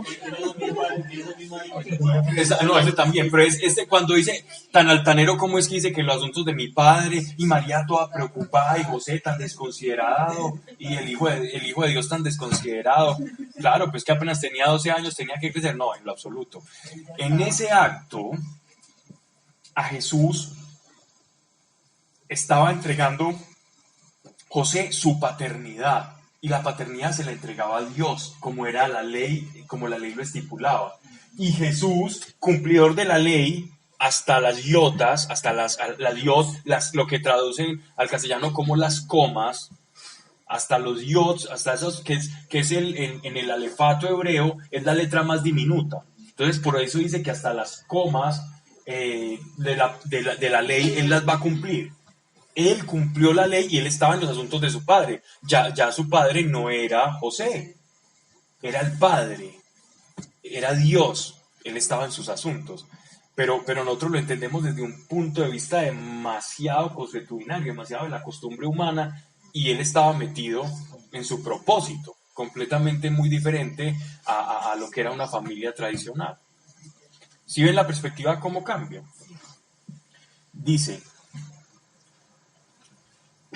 odia a su hijo el que da paz a la vara. Aquí, lo que pasa es que aquí está expresado casi que, si uno no sabe qué es la vara de castigos, esto es ininteligible. O sea, odia a su hijo, o sea, no ama a su hijo el que da paz a la vara, el que no golpea y corrige. ¿Cierto? Golpear no es un acto violento. Ellos tienen una varita donde normalmente los niños ponen la espalda y el papá le pregunta, ¿sabes en qué te equivocaste? Y el niño judío dice, sí, porque ya conoce de antemano los rectos caminos. El niño, sí, me equivoqué en esto. Conozco una chica, una niña, que fue criada con esos principios y con la varita. Y es una persona excepcional. Hace poquito estuve almorzando con alguien que es el papá, que le enseñó así, y es impresionante, es un deje de virtudes esa niña. Y ella hasta los 15 años, le decía al papá, me equivoqué, y iba y tomaba la varita. Y el papá con la lágrima acá, y ella decía, papá, me equivoqué, te dije que iba a llegar a esta hora y llegué a esta hora. Y él ni siquiera, no, tranquila hija, y ella lo pedía, porque ella decía, yo soy lo que soy, gracias a la corrección de mi papá. Y el papá pues no la flagelaba, pues, no le sacaba sangre. Pero siempre le decía, ¿sabes en qué te equivocaste? Y ella decía que sí. Y como símbolo de esa equivocación era la vara. ¿Ya? Es una tradición judía muy bonita, pero que tiene que ver con la corrección y la reprensión de los hijos. Es mejor corregir. Eso de que mi papá es los papás mejor amigos, sí, pero que corrige, ¿cierto? Que el mejor amigo no corrige, el mejor amigo es una alcahueta. El papá tiene que corregir. Ser el mejor amigo sí, pero primero papá y después amigo. Primero es papá y después es amigo. Y sin rabia. Porque eso dice la misma escritura, no provocaréis a ira a vuestros hijos. Eso me toca leerlo mucho cuando estoy enseñando sobre la corrección, sobre todo en un grupo de padres, porque empiezan entonces los papás a señalar, si ve. Entonces uno dice, no, venga, si ve también, pero venga al otro lado. No provocaréis a ira, no exasperaréis, dicen algunas traducciones. O sea, esa exasperación a un hijo de tenerlo y venga esto y esto, termina siendo rebeldes. Completo. El que le ama se apresura a corregirle. Palabras de las cuales hace eco el apóstol Pablo para hablar sobre la paternidad de Dios. El justo tiene pan a saciedad, pero el vientre del impío hambreará. La causa y el efecto de la impiedad, ¿no? Capítulo 14.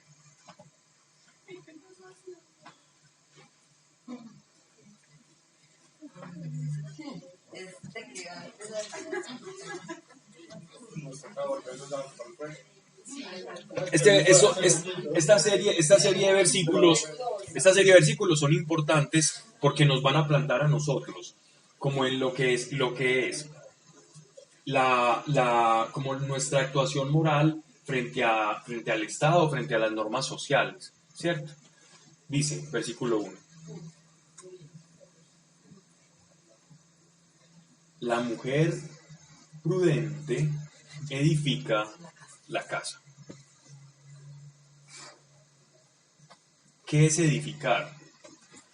Edificar es la mayordomía del hogar. En la mujer está la mayordomía del hogar. ¿Qué es mayordomía? Es el acto de cuidar y de administrar, sin ánimo de ser dueño de, porque el dueño del hogar es Dios. La mujer y el hombre, en este caso pues que se refieren a edificar la casa, la mujer es como el mayordomo del hogar. Es quien distribuye, quien dice esto para acá, quien separa, ¿ya? Y es muy importante esa labor. La mujer prudente edifica la casa, la necia con sus manos la destruye. La mujer, entonces, un buen administrador o un administrador es aquel que cuida de cosas que no son propias. Una administración es el arte o el trabajo, el oficio, la labor de cuidar aquello que no te es propio. Tus hijos no te son propios. ¿Los hijos a quién le pertenecen? A Dios. Porque se van. Tu esposo o tu esposa, ¿a quién le pertenece? A ti. ¿Sí? Ya no es el esposo. ¿Qué dice la carta de los Efesios? Claro. ¿Cómo? Sí, obviamente, y esa unidad le pertenece a Dios. Y hay un plan misterio. ¿Le pertenece a Dios? Sí. Pero exactamente. El cuerpo de tu esposa le pertenece al esposo y el cuerpo de la esposa le pertenece al esposo y viceversa, pues. Lo dije al contrario. Correcto. Entonces, ay, mira mi amor lo que me hice, yo no sé dónde y yo no sé qué. Y no le había hecho nada. Mucho cuidado. Mucho cuidado. Todas las decisiones sobre el cuerpo, sobre cualquier cosa, deben ser tomadas en conjunto. Porque ya no se pertenecen. Ya no nos perdemos nosotros mismos, sino que le perteneces a la otra persona. Quien se casa debe tomar eso en consideración. No, ya no es una rueda suelta, ya no es un deje de decisiones completamente autonómicas, ya es una persona que las decisiones sobre su propio cuerpo deben de estar completamente concertadas con la pareja. Ese es el voto matrimonial. La gente va y se casa más pensando en la fiesta y en no estar solo que en lo que verdaderamente significa, a la luz de la palabra de Dios. Por eso la mujer no se negará a su esposo y una cantidad de cosas, los dolores de cabeza desaparecerán. La mujer prudente edifica la casa. ¿Cómo así?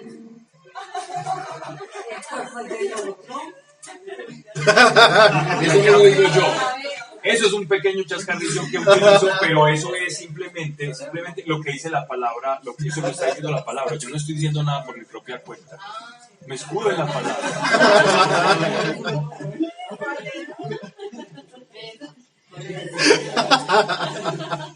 La mujer prudente edifica la casa, la necia con sus manos la destruye. El que anda en rectitud teme a Dios. El que va por sendas tortuosas le desprecia. El que anda en rectitud teme a Dios. El que va por sendas tortuosas le desprecia. La rectitud es la coherencia. En la boca del necio está la vara de la soberbia, mas los labios del sabio son su guarda.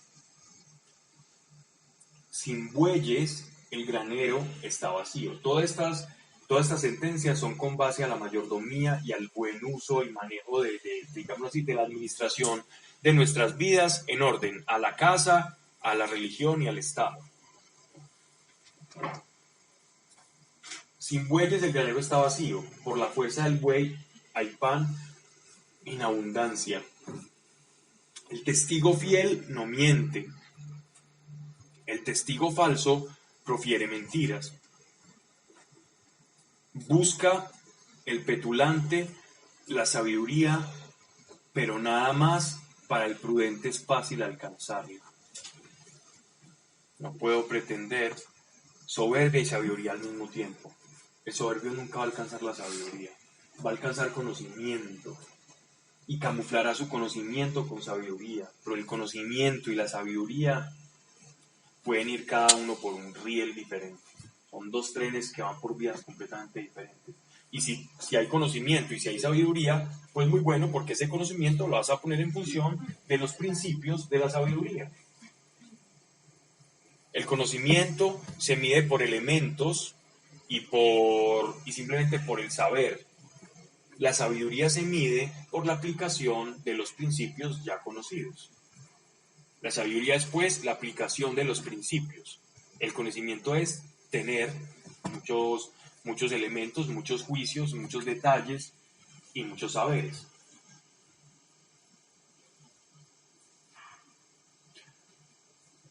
Verso 7. Apártate del necio, pues no hallarás labios de ciencia. Aquí la palabra ciencia no es que un necio no pueda ser un científico, no. Aquí no, aquí la palabra ciencia es conocimiento de Dios, conocimiento trascendente. La verdadera ciencia o gnosis del griego es el conocimiento de la vida, ese conocimiento de la vida. En los necios no lo vas a hallar. La ciencia del cuerdo está en conocer su camino. Al necio le engaña su necedad. Están hablando sobre el conocimiento de nosotros mismos. Eso, vuelvo y hago la cuña, está para el poder del mundo interior, que habla específicamente de eso. Verso 9.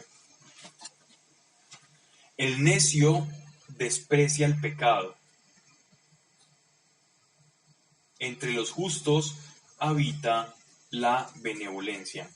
Necesito otra traducción porque aquí está puesto a la inversa, ¿no? El necio se burla del pecado. Exacto. Entre los hombres rectos está la benevolencia. Sí, porque aquí la palabra está transliterada de desprecio, es como hacer desprecio de algo, ¿no? Pero despreciar el pecado se puede entender como algo bueno. Yo desprecio el pecado, eso es como un acto bueno, pero la traducción, digamos así, correcta es esa. Aquí en Proverbios esta traducción no está probando figura. Entonces el necio burla o se desprecia, se burla de esto, ¿no? Entre los justos habita la benevolencia. El corazón conoce sus amarguras, pero en sus alegrías no tiene parte el extraño. ¿Qué entienden de eso? Leamos otra traducción. Sí. El corazón conoce sus amarguras, pero en sus alegrías no tiene parte el extraño.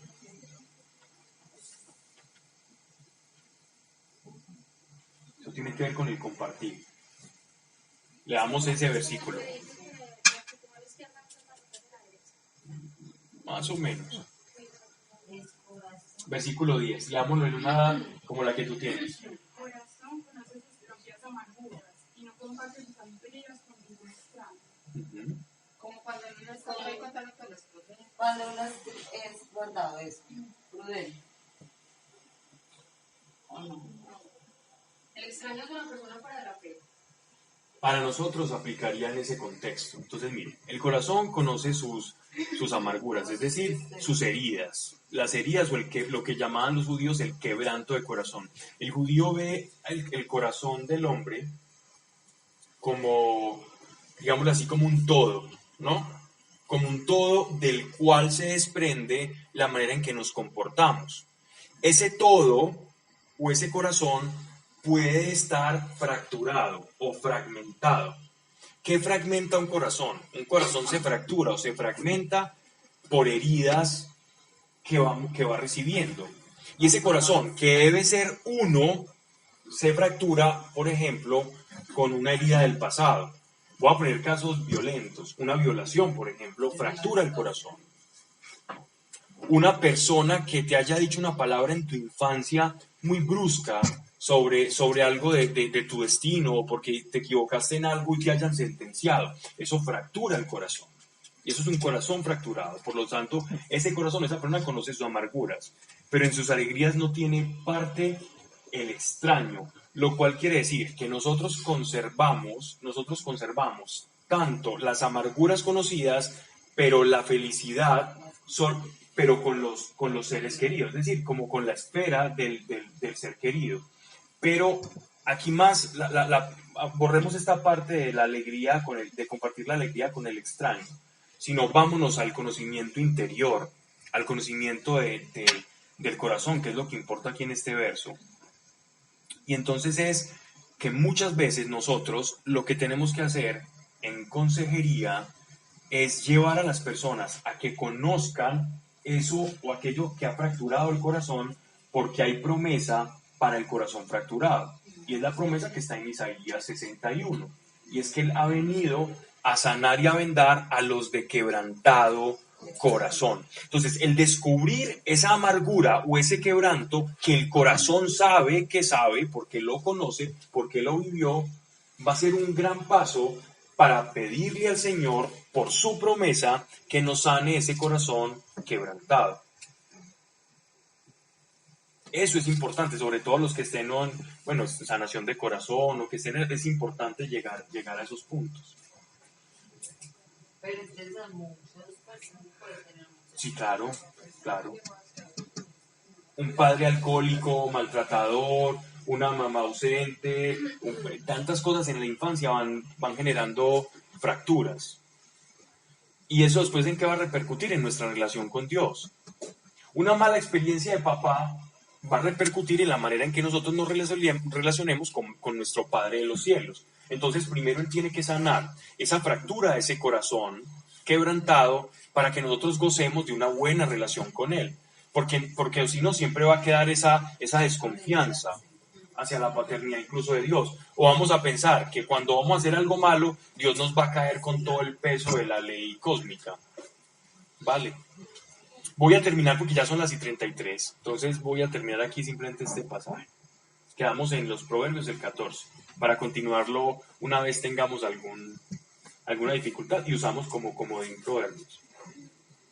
La casa del malvado será asolada, la tienda del justo florecerá, causa-efecto lo mismo. Hay caminos que nos parecen rectos, pero acaban al fin en la muerte. Y es lo que hablamos de prejuzgar o de las apariencias. Mucho cuidado con las apariencias. Las apariencias son muy peligrosas, por eso necesitamos intimidad con Dios. es que esto está todo expedito para que yo camine, es que Dios me lo está poniendo muy fácil, mire, me está diciendo casi que camine por allá. Pregúntele, no se deje llevar de la facilidad de algo para determinar que eso es lo que Dios quiere.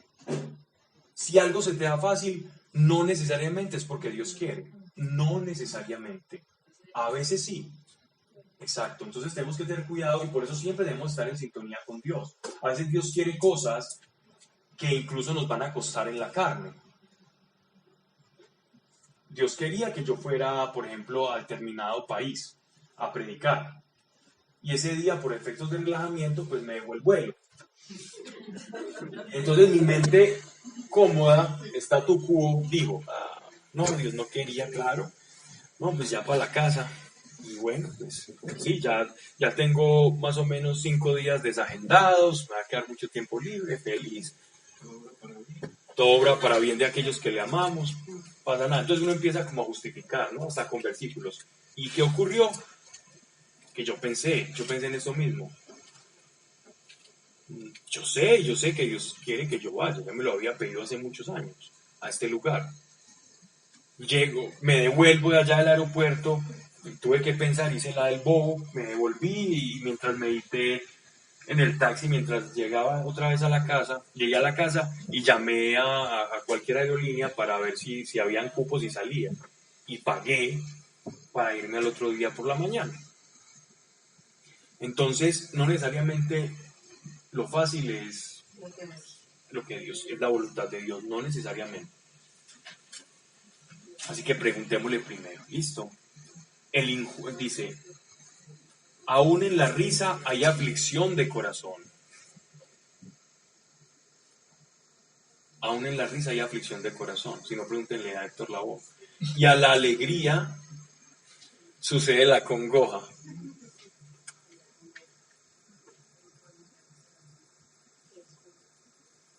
Ustedes no han visto que hay un fenómeno muy extraño, como el dolor, ¿no?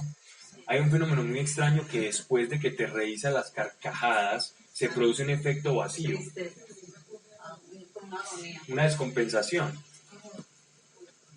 Esto ya lo sabían los semitas, ¿no? Entonces está diciendo como que siempre estemos en el balance, siempre sepamos los extremos de la vida. Y el justo busca siempre equilibrar. El justo busca el equilibrio.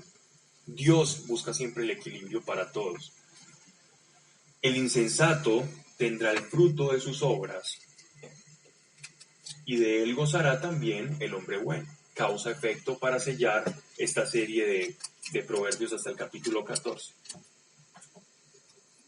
Porque ya a partir del 15, ya se nos va a hablar, el que está escribiendo el proverbio, de las consecuencias del hablar mal y el hablar bien, de la mala lengua y de la buena lengua.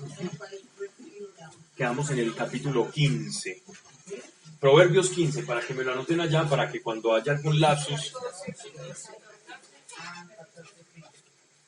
Padre, gracias por cada persona, por cada corazón, Señor. Te pedimos si hay alguien que ha llegado con carga, con aflicción, con problemas, Señor. Gracias porque tu mano poderosa está extendida y estamos invitados a participar de tu bendición, Señor, porque quieres bendecirnos y haciendo tu voluntad, y en esa dirección pedimos, Señor, que descargues a cada corazón en el nombre de Jesucristo de Nazaret. La paz sea con cada uno de nosotros, Señor, y llévanos en una paz que haga que este resto de semana sea diferente y mejor que aquella que ya pasó, y así lo declaramos en el nombre de Jesucristo de Nazaret. Amén.